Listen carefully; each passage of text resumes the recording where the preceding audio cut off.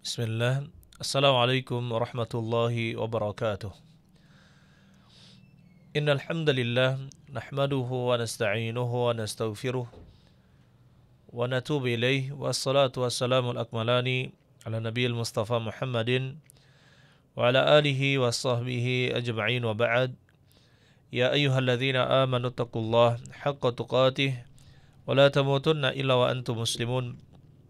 Ya ayyuhalladzina amanu taqullaha qulu qawlan sadida yuslih lakum a'malakum wa yaghfir lakum dhunubakum wa may yuti'illaha wa rasulahu faqad faza fawzan 'azima wa ba'd.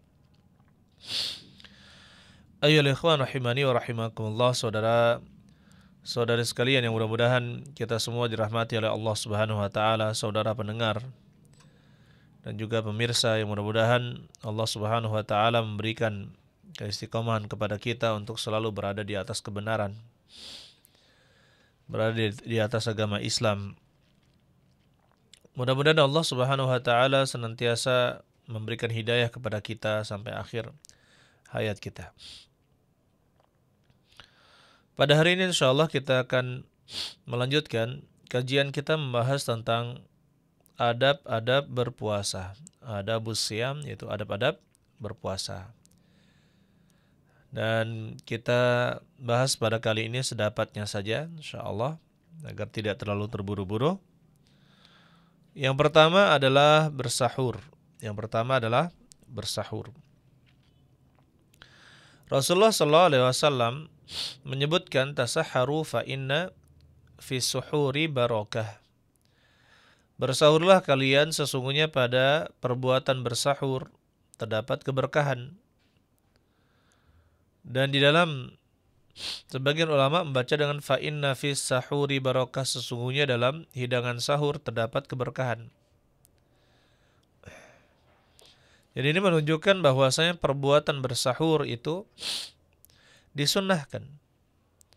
Dan para ulama berijma', bersepakat bahwasanya sahur itu hukumnya adalah sunnah dan bukan wajib. Kemudian yang kedua, tidak berdosa jika seorang meninggalkan bersahur. Jika seorang tidak bersahur maka tidak mengapa. Tetapi keberkahan ada pada sahur. Rasulullah SAW mengatakan, "Alaikum bihadas sahur."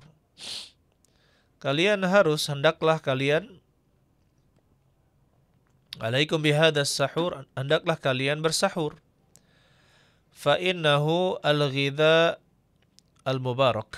Dia adalah makanan yang penuh dengan keberkahan.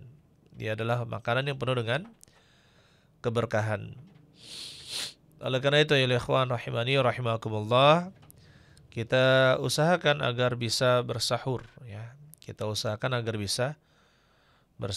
Meskipun hanya dengan makanan yang sedikit, dengan potongan roti misalkan, atau bahkan dengan hanya meminum air, sebagaimana di dalam riwayat Abu Sa'id Al-Khudri, kata Rasulullah SAW, as-sahuru barakah.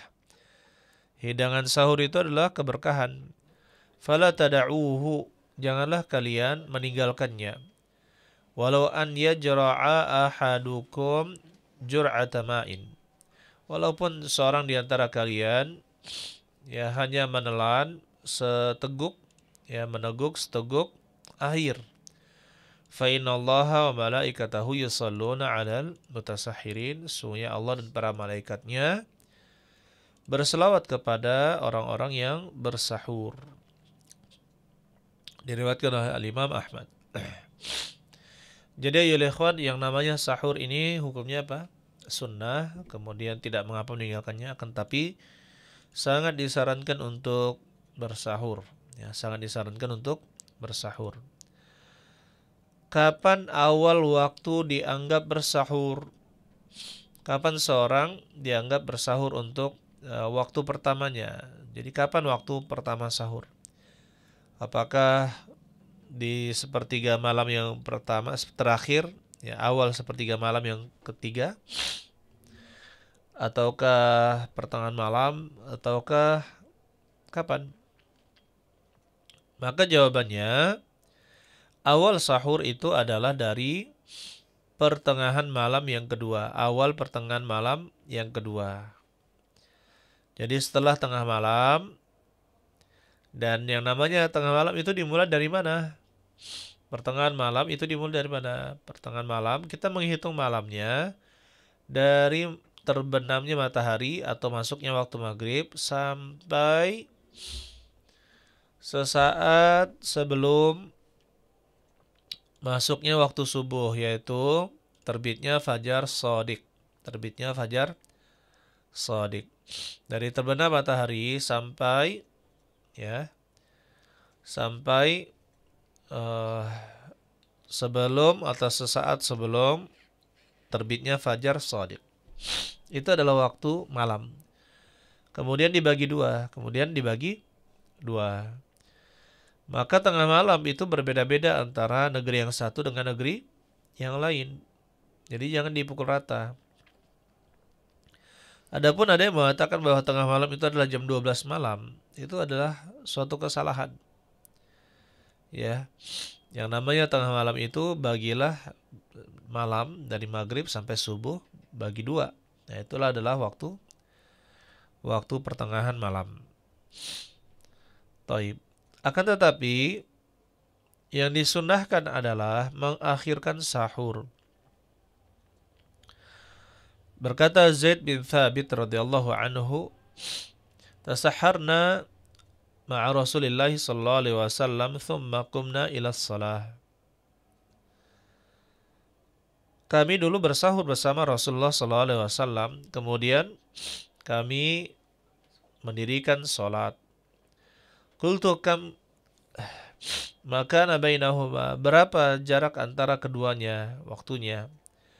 Qala khamsina ayat, yaitu sepanjang 50 ayat. Rawahul Bukhari wa Muslim, diriwayatkan oleh Imam Al-Bukhari dan Muslim. Dan 15 ayat itu kalau kita baca dengan santai itu sekitar 15 menit, ya, sekitar 15 menitan. Maka jarak antara berhentinya Nabi Shallallahu alaihi wasallam sahur dengan dikumandangkannya iqamat salat subuh adalah seperti itu. Jadi tidak terlalu lama. Begitu pula di dalam riwayat Al-Imam Al-Baihaqi, dalam riwayat Amr bin Maimun, karena ashabu Muhammadin sallallahu alaihi wasallam a'jalan nas iftaran wa abta'ahum suhuran. Dulu para sahabat Nabi sallallahu alaihi wasallam adalah manusia yang paling cepat ketika berbuka dan paling lambat ketika bersahur. Jadi yang namanya sunnah seperti ini, ayo ikhwan, sunnah kita jalankan. Ketika masuk waktu maghrib, maka kita menyegerakan untuk berbuka, jangan diundur. Begitu pula kalau kita sahur, maka kita akhirkan. Dan yang dinamakan imsak, ada kan sebelum subuh itu 10 menit sebelum subuh itu ada namanya waktu imsak. Sebenarnya itu masih malam, ya. Sebenarnya itu adalah masih waktu malam, belum masuk waktu subuh. Dan waktu itulah sebenarnya waktu yang paling baik untuk bersahur. Ya, adapun pengatakan imsak itu artinya tahan. Itu adalah hal yang diada-adakan. Tidak ada dulu di zaman Nabi SAW dan para sahabatnya penyebutan imsak, peringatan kepada masyarakat bahwasanya 10 menit lagi itu akan azan subuh. Justru pada saat itulah pendapat yang kuat itu adalah waktu yang paling utama untuk bersahur, yaitu mengakhirkan sahur. Dan bagi kita yang sudah bersahur misalkan 1 jam sebelum waktu sahur atau 1,5 jam sebelum waktu subuh, 1,5 jam atau 1 jam sebelum waktu subuh, maka ya diusahakan agar menutupnya dengan air atau menutupnya dengan sesuatu. Ya, misalkan minum air walaupun seteguk, itu sudah dianggap mengakhirkan sahur. Ya, silakan makan misalkan 1 jam sebelumnya. Nah, tapi menjelang waktu subuh datang, maka minumlah seteguk air untuk mendapatkan keutamaan mengakhirkan sahur. Baik, lanjut. Kemudian bagaimana dengan orang yang ragu-ragu terhadap masuknya waktu subuh? Boleh tidak dia makan dan minum? Orang yang ragu-ragu tentang masuknya waktu subuh, apakah dia boleh makan dan minum? Maka kita katakan, ayolah ikhwan, boleh. Rasulullah SAW, Allah Subhanahu wa taala menyebutkan, wa kulu washrabu hatta yatabayyana lakumul khaytul abyadu minal khaytil aswadi minal fajr. Dan makan dan minumlah kalian sampai jelas bagi kalian benang putih dari benang hitam di waktu fajar. Maksudnya adalah jelas bagi kalian cahaya putih yang membelah cahaya hitam minal fajar di waktu fajar. Berarti ini awal waktu dari fajar shadiq. Maka itu adalah sebelumnya, maka itu adalah batas terakhir untuk makan dan minum. Ya. Kemudian ayyuhal ikhwan rahimani wa rahimakumullah, selama orang itu masih dalam keadaan ragu tentang terbitnya fajar, maka dia boleh makan dan minum. Dia masih boleh makan dan minum. Dan berkata Imam An-Nawawi, wa qad ittafaqa ashabu Syafi'i ala jawazil akli lisyak fi tulu'il fajr. Dan telah bersepakat para sahabat Al-Imam Syafi'i akan bolehnya makan, ya, untuk orang yang ragu-ragu tentang terbitnya fajar. Sudah terbit atau belum? Sudah terbit atau belum? Masih ragu, maka kita katakan masih boleh baginya untuk makan dan minum. Dan ini juga dalil bahwasanya yang namanya imsak itu ya tidak ada di dalam, itu hanya peringatan saja, tapi bukan berarti tidak boleh makan dan minum. Dan ini yang menjadi masalah juga ya, padahal di dalam mazhab Imam Syafi'i itu masih boleh makan dan minum di waktu imsak. Tapi yang banyak yang dipahami oleh masyarakat, ya, salah paham bahwasanya tidak boleh lagi makan dan minum. Sampai tadi saya baca postingan ada orang beli sate pas sudah pas sudah imsak, ya. Imsak, wah sayang satenya katanya. Sayang satenya nggak kemakan. Astaga. Kita katakan dia masih bisa makan, ya. Dia masih bisa makan dan minum dengan cepat, bisa paling 3 menit selesai atau 2 menit selesai kalau makan dengan cepat gitu kan. Ya. Oleh karena itu ya ikhwan rahimani wa rahimakumullah, ini sangat penting kita perhatikan. Kemudian adab selanjutnya adalah mengakhirkan ta'jilul fitr, mendahulukan berbuka, artinya berbuka pada awal waktunya. Ya, ini yang kedua, disunnahkan bagi orang yang berpuasa untuk segera berbuka setelah matahari benar-benar terbenam. Kapan matahari benar-benar terbenam? Kita lihat. Meskipun tidak ada jam, misalkan tidak ada jam, kita lihat matahari itu terbenam dengan sempurna. Ini ufuk, ya, pandangan kita di ujung langit, yaitu yang sejajar dengan kita, ya. Kemudian matahari benar-benar terbenam, tidak terlihat lagi bolanya sampai cekungannya, tidak terlihat lagi, dan hanya tersisa sinar.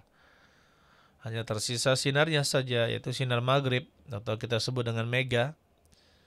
Ya, kemudian mega putih, kemudian mega merah. Taib. Nah, kemudian ketika kita sudah mengetahui, walaupun tidak melihat waktu, tapi kita melihat matahari benar-benar terbenam. Matahari benar-benar terbenam, maka di situ adalah awal waktu maghrib dan itu adalah awal waktu berbuka. Kata Nabi sallallahu alaihi wasallam, la yazalun nas bi khairin ma ajjalul fitra. Manusia senantiasa dalam kebaikan selama mereka menyegerakan berbuka. Jadi mereka akan mendapatkan kebaikan kalau mereka mendahulukan berbuka dan tidak mengakhirkannya sebagaimana orang-orang Yahudi sampai terlihat bintang, itu sampai malam. Maka kita katakan adapun orang-orang Islam tidak demikian. Orang Islam ya berbuka di awal waktu, yaitu di waktu maghrib. Kemudian boleh tidak kita berbuka sedangkan muazin belum mengumandangkan azan? Maka jawabannya, jika sudah benar-benar matahari tenggelam, sudah yakin matahari tenggelam meskipun muazin belum berazan, maka boleh bagi kita makan dan minum, berbuka. Kenapa? Karena yang menjadi patokannya itu bukan muazin, bukan azan, tetapi apa? Matahari. Apakah sudah tenggelam ataukah belum? Bagaimana dengan orang yang berada di pesawat? Apakah mereka mengikuti waktu di bawahnya ataukah apakah mereka mengikuti waktu di bawah atau tidak? Maka jawabannya tidak. Mereka yang menjadi patokan mereka adalah apakah matahari sudah terbenam atau tidak dengan penglihatan mereka di pesawat. Dengan penglihatan mereka di pesawat. Kalau mereka tidak melihat matahari sudah tenggelam, misalkan sudah yakin tenggelam, maka sudah berarti sudah masuk waktu berbuka puasa. Baik. Ayyuhal ikhwan rahimani wa rahimakumullah. Kemudian disunnahkan untuk orang yang berbuka dengan rutab. Apa itu rutab? Rutab itu kurma basah yang masih berbentuk buah. Jadi kalau misalkan kurma itu dipetik, nah dia kan buah sebenarnya, buah kurma. Kemudian agar tahan lama, buah kurma itu dijemur beberapa hari sampai dia sangat keras untuk mengurangi kadar air yang terkandung di dalam kurma tersebut. Kemudian, nah itu sudah diambil, jadi bisa bertahan bertahun-tahun, bisa kurang lebih 1,5 tahun atau 2 tahun untuk kurma tersebut. Jadi ayyuhal ikhwan rahimani wa rahimakumullah, saudara-saudari sekalian yang mudah-mudahan kita dirahmati oleh Allah Subhanahu wa taala. Tapi kalau rutab ini termasuk sulit ya. Kalau di kita karena tidak ada pohon kurma, yang perkebunan kurma yang banyak, jadi rutab itu sangat jarang. Sangat jarang. Kalaupun ada, dia seperti dia dengan dikirim di es ya, di dalam kulkas. Kalau mau dikirim melalui di dalam kulkas, jadi dia selalu dingin. Kalau tidak, maka dia akan mencoklat, kemudian tidak segar lagi. Taib. Itu yang namanya apa? Rutab. Kemudian ayyuhal ikhwan rahimani wa rahimakumullah, kalau tidak ada rutab, maka kita ganti dengan kurma. Kita ganti dengan kurma. Kalau tidak ada lagi, maka kita minum air. Kata Anas bin Malik, karena Rasulullah SAW yuftir ala rutabatin qabla an yusalliya. Rasulullah SAW dulu berbuka puasa dengan rutab ya, sebelum sholat. Fa'ilam takun fa'ala tamarat. Apabila tidak ada rutab, maka beliau berbuka dengan kurma. Fa'ilam takun hasawatin. Apabila tidak ada kurma, maka beliau minum air. Ya, minum beberapa teguk air. Rawahu Abu Daud Al-Hakim, diriwayatkan oleh Imam Abu Daud dan Imam Al-Hakim. Baik.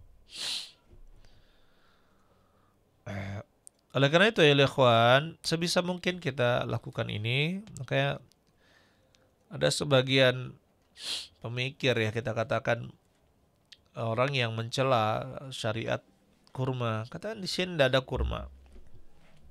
Bagaimana bisa kita, katanya apa? Bagaimana bisa kita makan kurma ya, sedangkan seperti, maka kita katakan yang namanya kurma itu bifadlillahi ta'ala ditakdirkan, dibuat oleh Allah Subhanahu wa ta'ala, bisa dikeringkan dan bahkan bisa dikirim ke berbagai belahan bumi ya. Dan bahkan kita dari kecil ya, saya ingat dulu kurma itu sejenis ya, kurma yang rasanya kurang ya, menurut saya itu kurma murahan, rasanya kurang. Akhirnya kita dulu malas makan kurma. Kenapa? Karena kurma itu rasanya seragam ya, kurang begitu nikmat gitu ya. Berbeda dengan sekarang. Sekarang banyak kurma yang bisa dipilih, ada macam-macam kurma yang diimpor dari luar negeri. Bahkan dari Amerika juga ada gitu kan. Maka kita katakan ya, banyak pilihan. Kalau sekarang banyak pilihan untuk makan kurma. Taib. Dan di sini adakah batasan minimal untuk makan kurma? Kita katakan tidak ada. Ya, tetapi kita katakan di sini Rasulullah SAW makannya dengan jumlah jamak. Jamak itu minimal 3. Rutobat disebut dengan rutobat, berarti rutab minimal 3. Begitu pula tamarat minimal 3, berarti tamarat, karena disebut tamarat karena dia bentuk jamak yang minimal 3, bentuk banyak yang minimal 3. Ya, kita usahakan seperti itu. Walaupun dengan hanya 1 itu sudah mendapatkan keutamaan makan dengan kurma, tapi kita usahakan kalau ingin makan ambillah keutamaan dengan beberapa butir kurma yang minimal 3. Taib. Dan dulu ayo ikhwan, yang namanya kurma ini adalah makanan pokok ya. Termasuk makanan pokok terutama untuk orang-orang yang kekurangan, tidak sanggup membeli gandum. Maka mereka membeli kurma, dan kurma itu adalah penghasilan penduduk Madinah pada saat itu. Jadi sampai sekarang pun masih banyak kebun-kebun kurma ya, dan terkadang ada mustarah atau tempat-tempat beristirahat, tempat-tempat atau villa-villa kecil gitu, atau tempat pesta-pesta di tengah kebun kurma. Dan meskipun musim panas itu tetap terasa sejuk di sana, tetap terasa sejuk karena dikelilingi pohon kurma. Masih ada ikhwan yang seperti itu. Oleh karena itu kita katakan, maka usahakan makan kurma ketika berbuka. Dan apabila tidak ada kurma, apa yang kita lakukan? Apakah kita ke yang manis-manis atau kue yang manis? Jawabannya, kita ke air. Beralihlah ke air. Air terlebih dahulu, barulah makanan yang lain. Karena urutannya itu apa? Rutab. Kalau tidak ada rutab, maka tamar, yaitu kurma kering. Kalau tidak ada kurma kering, maka kita dengan air. Itu urutan yang dilakukan oleh Nabi SAW, dan sebaiknya kita mengikuti beliau. Taib. Ini masalah berbuka puasa. Ya, masalah berbuka puasa. Kemudian ayo ikhwan,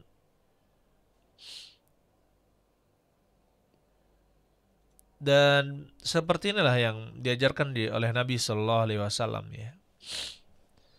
Beliau makan sedikit kurma gitu kan, makan kurma, minum air. Ya, kecuali misalkan sudah terhidang hidangan makanan berat, maka kita katakan makanlah makanan berat tersebut dan habiskan, atau puaskan hajat atau penuhi hajat sehingga tidak kepikiran lagi setelah ketika sholat ya, ketika sholat. Allah alam bisawab. Ini adalah adab-adab ketika berbuka. Dan apakah ada doa khusus ketika berbuka? Maka kita katakan jumhur ulama Atau dalam madhab Imam Ahmad, Imam Syafi'i membaca Allahumma lakasumtu ala rizqika aftartu. Allahumma lakasumtu, ya Allah, lakasumtu, untukmu aku berpuasa, wa ala rizqika aftartu, dan dengan rezekimu saya berbuka. Tapi memang kita harus tahu bahwa terdapat kelemahan pada hadis ini sehingga para ulama hadis menghukumi bahwa di sini lemah. Ada hadis yang lebih baik dibaca, sanadnya juga lebih baik, yaitu dengan doa dhahabaz zama'u wa batallatil uruqu wa thabatal ajru insyaallah. Dhahabaz zama', telah hilang dahaga, wa batallatil uruq, dan urat-urat telah basah, wa thabatal ajru, dan telah ditetapkan pahala insyaallah taala. Hadis ini dihasankan oleh sebagian ulama, dan sebagian ulama melemahkannya, ya, melemahkan hadis ini juga. Jadi barang siapa yang meyakini kelemahan kedua hadis tersebut, maka cukup baginya membaca bismillah saja. Ya, membaca bismillah cukup. Adapun yang meyakini kesahihannya atau kebolehannya, maka ya silahkan membacanya dan tidak perlu kita menyalahkan antara satu dengan yang lain. Kemudian ketika kita berpuasa disunahkan banyak berdoa. Ya, kata Rasulullah SAW, "Thalathu da'awatin la turad." 3 doa yang tidak akan ditolak oleh Allah Subhanahu wa taala. Da'watul walid, yang pertama adalah doanya al-walid, orang tua, maksudnya kepada anaknya. Wa da'watus shaim, doanya orang yang berpuasa. Wa da'watul musafir, dan doanya orang yang bersafar. Maka kita katakan kalau seandainya ada seorang sedang berpuasa dan dia sedang bersafar, kemudian dia juga memiliki anak, maka berdoalah yang terbaik untuk anak-anak, ya, berdoalah yang terbaik untuk anak-anak, sehingga apa? Mendapatkan semuanya, mendapatkan keberkahan dari doa tersebut. Allahu a'lam bishawab. Saya rasa cukup materi kita. Insyaallah nanti kita akan lanjutkan ke bagian kedua insyaallah tentang adab-adab puasa. Barakallahu fikum. Silakan kita buka pertanyaan.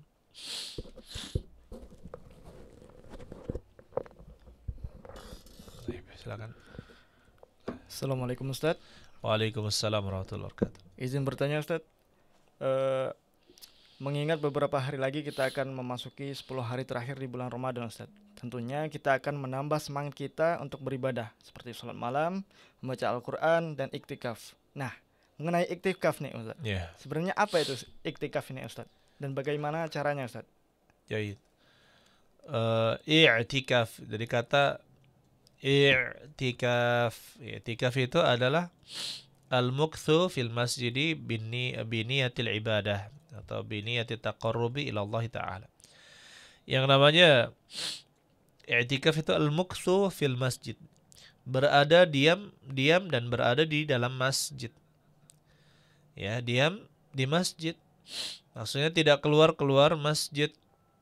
Biniyatil ibadah, dengan niat ibadah atau dengan niat mendekatkan diri kepada Allah Subhanahu wa taala. Jadi dia adalah ibadah khusus, yaitu berada di dalam masjid.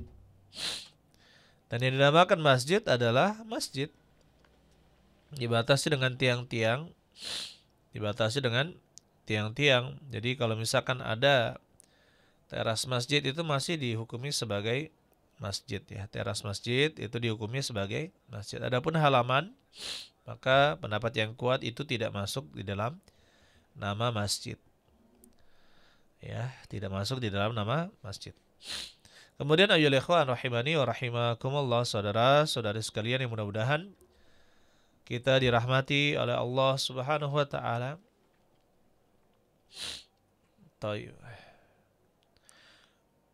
I'tikaf ini tidak dikhususkan pada 10 hari Ramadan saja. Jadi dia bisa di waktu kapanpun seorang beriktikaf, yaitu berniat berdiam diri di masjid untuk beribadah. Tetapi yang paling ditekankan adalah seorang beriktikaf 10 hari terakhir di bulan Ramadan. Dimulai dari masuknya sebelum maghrib. Masuknya sebelum maghrib malam tanggal 21. Malam tanggal 21 sebelum maghrib itu masuk masjid. Kemudian keluarnya kapan? Keluarnya ketika setelah azan maghrib. Setelah masuk waktu maghrib di malam 1 Syawal. Di malam 1 Syawal, dan disunahkan setelah sholat subuh baru keluar dari tempat i'tikaf. Ini sebagaimana dilakukan oleh Rasulullah SAW, tapi tidak harus. Ya, yang utama memang keluarnya setelah sholat subuh. Adapun yang dilakukan oleh Rasulullah SAW beriktikaf full. Jadi 24 jam dikalikan 9 atau 10 hari. Ya, 9 atau 10 hari, tergantung jumlah Ramadannya 29 hari ataukah 30 hari. Ya, maka full.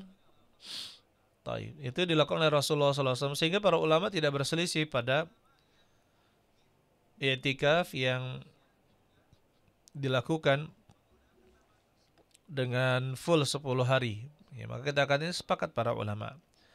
Nah, sekarang para ulama berselisih pendapat. Aqallu muddati al-i'tikaf. Apakah apa yang paling pendek? Waktu i'tikaf, waktu dikatakan seorang itu beriktikaf itu berapa yang minimal waktunya? Waktu minimalnya itu berapa? Dia dikatakan beriktikaf. Maka di sini terjadi perselisihan di kalangan ulama. Ada yang mengatakan 1 hari 1 malam. Ada yang mengatakan 1 malam diawali dengan maghrib dan sebelum maghrib masuk, kemudian setelah subuh keluar. Jadi genap 1 malam. Dan ada yang mengatakan aqallu muddatil i'tikaf, mudah i'tikaf atau waktu i'tikaf yang paling ringkas adalah sekejap atau lahzah, 1 waktu yang singkat. Dan disebutkan di dalam buku-buku para ulama, maksudnya adalah waktu setara dengan tumakninah salat. Dan ini dipegang oleh madhab Imam Syafi'i. Bisa kita lihat penjelasannya di dalam buku-buku madhab Imam Syafi'i. Jadi yang namanya i'tikaf menurut madhab adalah sekejap. Ya, maksudnya minimal 1 tumakninah salat. Tapi itu sangat berarti apa? Cukup dengan niat. Kalau memegang pendapat ini cukup dengan niat i'tikaf di masjid, kemudian dia sebentar, kemudian dia keluar masjid, itu sudah dikatakan sebagai i'tikaf. Allah alam bisawab ayyuhal ikhwan.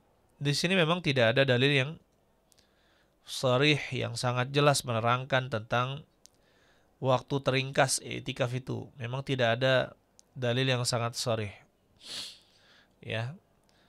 Dan kita katakan yang ada nukilan yang kita dapatkan adalah pertanyaan dari Umar bin Al-Khattab kepada Rasulullah SAW, ini nazartu fil jahiliyah, sungguh saya bernazar di masa jahiliyah, ana atakif lailatan, saya bernazar untuk beriktikaf 1 malam.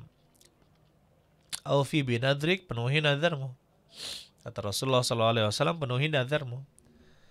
Nah, di sini ini adalah nukilan teringkas yang pernah kita dapatkan dari Rasulullah SAW, bahwasanya dengan waktu 1 malam, dan Allahu a'lam bishawab, tidak ada kita dapatkan nukilan-nukilan bahwasanya ada sahabat mengatakan menantikan antara maghrib dan isya itu sebagai i'tikaf. Begitu pula dengan waktu sekejap itu sebagai i'tikaf. Allah alam bishawab, itu kita tidak mendapatkan nukilan, kecuali nukilan Umar bin Al-Khattab menunjukkan bahwa beliau beriktikaf 1 malam. Walaupun secara ilmu usul fikih ini bukanlah pembatasan, ya, bukanlah pembatasan, tapi kita katakan kita tidak mendapatkan waktu yang paling ringkas kecuali yang disebutkan di dalam riwayat Umar bin Al-Khattab, dan tidak masyhur penyebutan diam sebentar disebut i'tikaf, diam sebentar disebut i'tikaf. Yang ada seperti ketika Nabi SAW melihat para sahabat dari maghrib sampai sholat isya, beliau bertanya kepada sahabat, apa yang menghalangi kalian untuk pulang? ya kami menantikan salat Isya. Maka kata Nabi SAW, wadzalikumur ribat, itu adalah ribat. Maksudnya pahala kalian ini seperti pahala orang yang ribat, sedang berjaga-jaga di daerah perbatasan, yaitu sedang berjihad di daerah perbatasan dengan berjaga-jaga. Ya, wadzalikumur ribat, sama pahalanya dengan pahala orang yang ribat, yang sedang jaga-jaga. Maka kita katakan ya ikhwan, disebut oleh Nabi SAW sebagai ribat. Baik, Allah alam bisawab. Kalau ingin beriktikaf, maka sebisa mungkin mulailah sebelum maghrib masuk masjidnya, kemudian keluar setelah masuk waktu subuh. Kemudian bagaimana kalau kita sanggupnya cuma malam saja? Ya sudah, tidak mengapa. Itu lebih baik. Kita katakan itu lebih baik daripada kita berada di rumah, terutama di 10 hari terakhir di bulan Ramadan. Allahu a'lam bishawab. Silahkan dibaca lagi. Bismillah, izin bertanya Ustaz. Baik. Bagaimana hukumnya membaca kunut sewaktu witir yang biasa dilakukan di pertengahan bulan Ramadan Ustaz? Apakah kita harus mengikuti imamnya Ustaz? Jahit. Yang kita lakukan ketika imam berkunut witir adalah kita juga ikut berkunut. Karena hukum kunut witir itu sunnah dan terkadang juga ditinggalkan. Jadi Nabi SAW terkadang kunut witir dan terkadang tidak kunut witir. Ya, kadang Rasulullah SAW kunut witir dan kadang tidak kunut witir. Begitu pula kadang Rasulullah SAW mengerjakannya setelah ruku', setelah i'tidal, ya. Dan terkadang sebelum ruku', setelah membaca surat, sebelum ruku' beliau membaca kunut. Maka di sini para ulama menyebutkan terkadang sunnah berkunut, terkadang tidak. Jadi kita ragamkan seperti itu. Dan memang di dalam madhab al-Imam Asy-Syafi'i, yang namanya kunut itu disunnahkan di setengah kedua dari bulan Ramadan. Pertengahan kedua bulan Ramadan, maka seperti malam ini berarti malam ke-16. Maka di situ imam membaca kunut witir di mana? Di witir, ya, setelah ruku'. Baik. Adapun di dalam mazhab al-Imam Ahmad, kunut witir itu adalah disunahkan setiap malam. Ya, kunut witir itu setiap malam sunnah. Jadi Allah alam bisawab, yang pendapat yang kuat adalah ya boleh kita lakukan dan boleh tidak, kadang kita lakukan dan terkadang tidak kita lakukan. Allahu alam bisawab. Jadi kita seperti itu. Tapi kalau imam mengangkat tangan, maka angkat tanganlah juga. Ya, Allahu alam bisawab. Silakan. Bismillah. Izin bertanya Ustadz. Baik. Apakah ada niat khusus, niat zakat ketika mengeluarkan zakat fitrah Ustadz? Silakan Ustadz. Tidak ada niat khusus ya, kecuali memang dia berniat ingin berzakat, itu cukup di dalam hatinya dan tidak perlu dilafazkan secara khusus. Ya, seperti nawaitu an uzaki fitratan nafsi, saya berniat untuk menzakati zakat fitrah untuk diriku, ya. Dan ini dan ini dan ini, kita katakan ini lafaz yang tidak ada dalilnya di dalam syariat. Jadi cukup seseorang itu berniat bahwa dia akan ini mengeluarkan zakat untuk dia dan juga 5 orang, 7 orang. Seperti saya kan saya bersembilan ini berzakat. Saya cukup niatkan saja untuk bersembilan untuk anak-anak saya dan istri, ya. Cukup seperti itu, tidak perlu ada lafaz-lafaz khusus.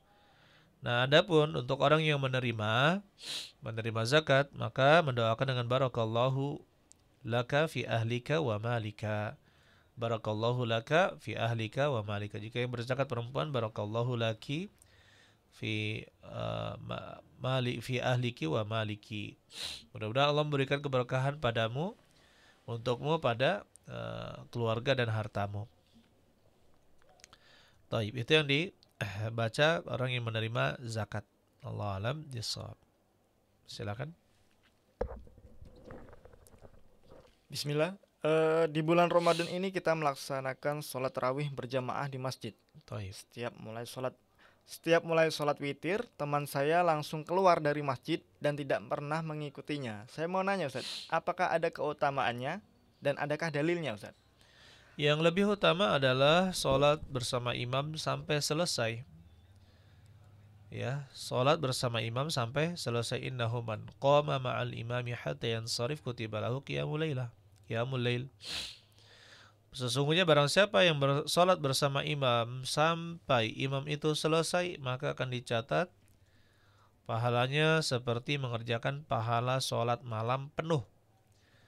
Ya, pahala solat malam penuh. Jadi ini keutamaan solat bersama imam. Meskipun imam hanya selesai sampai jam setengah 9 atau jam 9 dan masih panjang waktu malam, itu insya Allah tercatat sebagai pahala orang yang solat penuh bersama imam. Kemudian mana yang lebih utama? Yang lebih utama ikuti imam. Kalau imamnya itu sholatnya 11 dengan witir, maka 11 juga. Kalau imamnya 23, ikuti juga 23. Kalau imamnya 39 rakaat, maka ikuti juga 39 rakaat. Jadi tidak ada pembatasan masalah jumlah sholat. Kalau misalkan imamnya sanggupnya hanya 36 atau 35 misalkan, ikuti saja 35 tersebut. Allah alam bisawab. Saya rasa cukup ya pertanyaan kita pada hari ini. Mudah-mudahan Allah Subhanahu wa taala memberikan keberkahan kepada kita semua pada puasa kita. Allah terima puasa kita. Karena Allah lah yang mengatakan asyamu li wa ana ajzi bihi, puasa itu adalah untukku dan saya akan membalasnya. Sayalah yang akan membalasnya.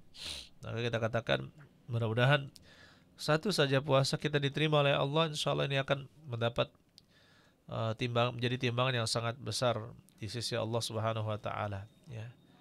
Mudah-mudahan Allah Subhanahu wa taala menjadikan kita sebagai orang-orang yang bertakwa, menjalankan perintah dan menjauhi larangan-larangan Allah Subhanahu wa taala.